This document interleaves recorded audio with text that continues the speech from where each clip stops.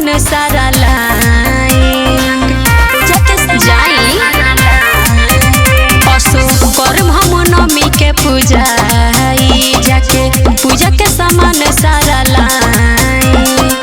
सेब नारियल के लसुर हो सिंगार सेब नारियल के लसुर हो सिंगार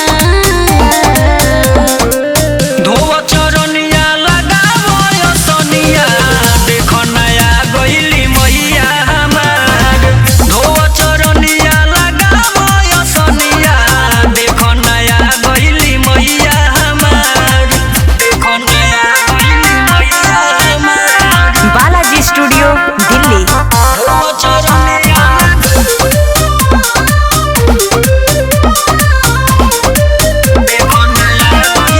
पूजा में न कमी करी हो